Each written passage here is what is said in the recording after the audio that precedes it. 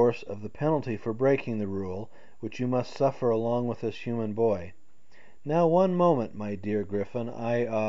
Death!" The phoenix quailed, and David's legs went limp under him. But they had no chance to plead with the griffins. Their captors formed two lines, one on each side of them, and at a scream of command from the leader all began to march. The griffin that had been holding the phoenix winked horribly at David, and made a throat-cutting gesture with its wing. "Courage, my boy," the phoenix whispered. "It is always darkest before dawn." Presently they reached a hillside.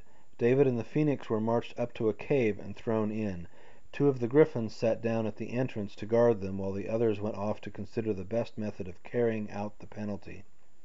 David was terribly frightened now, but he did not want to let the phoenix know it.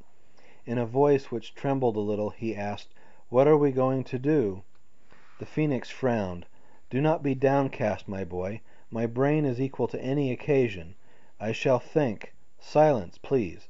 And the phoenix, covering its eyes with one wing, thought. To keep himself occupied, David explored the cave, but there was nothing to see. The cave was small and bare.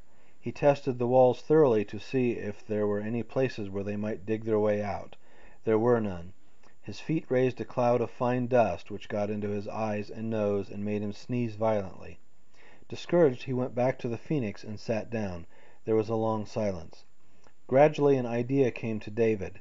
It started as a small, faint thought at the back of his mind, wavered, began to grow and expand and fill out, became bigger and clearer and better, and "Phoenix!" cried David, jumping to his feet. "My boy, my very dear boy," said the phoenix, its voice breaking with emotion, "I have thought, I have pondered, well, to be brief, it is no use. Stiff upper lip, my boy. We are doomed. Phoenix, let this be a lesson to you, my boy, even though it be your last one. Fools rush in where angels fear to tread. Ah, who could have said in the golden days of my youth that I should come to such an end? O miserable bird! O unhappy boy! Phoenix! But we can show them how to die, my boy. We still have that, the last magnificent gesture. Let those who have lived wisely and well show that they can die in the same way. I hope I am to go first, so that you may have an example to follow. Phoenix! My boy? Listen, please!" and David whispered in the phoenix's ear.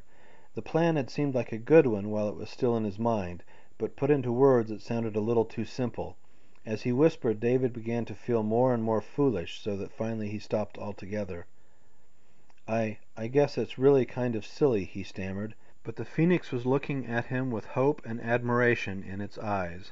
"My very dear chap," it said solemnly, "I salute you. I humbly await your signal. Do you really think it will work?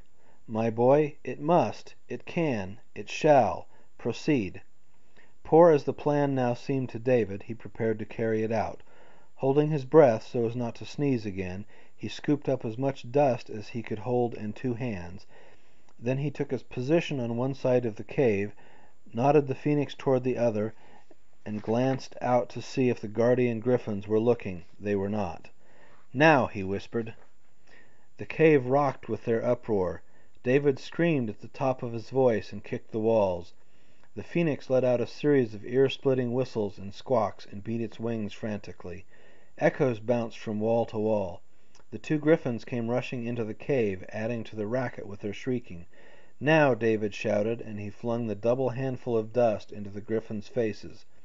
Instantly they were all choking and sneezing in the thick cloud. He plunged between the legs of the two griffins, who in the confusion began to bite and tear savagely at each other. David and the phoenix burst out of the cave together. The other griffins, aroused by the noise, were bounding toward them. David flung himself on the phoenix's back and shouted, "Fly!" and sneezed. From somewhere behind him a set of talons snatched out and ripped through the back of his shirt. He kicked blindly and felt his foot crunch into something which shrieked. "Fly, Phoenix!" he sobbed. The phoenix was already in the air and needed no encouragement. They heard raucous cries and the thunder of wings behind them. David looked back over his shoulder. The griffins were rising from the ground in pursuit, their legs drawn up under them and their wings beating. "Faster!" he screamed.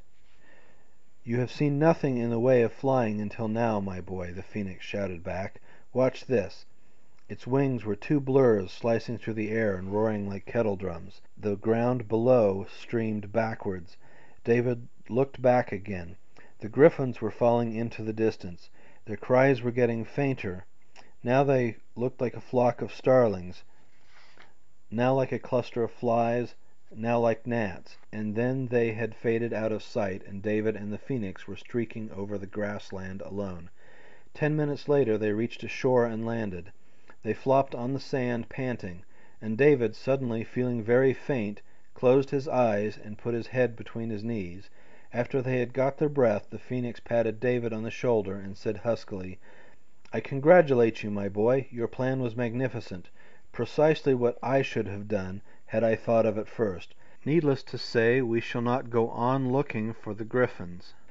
But now you know exactly what they are like, midway in size between the griffins, and reddish in color. Most amiable souls, willing to do anything for anyone. It is hard to believe that they are all related. But enough, my boy. Let us go home." As soon as they reached the ledge, the phoenix put David down and prepared to take off again. "Where are you going, Phoenix?" David asked.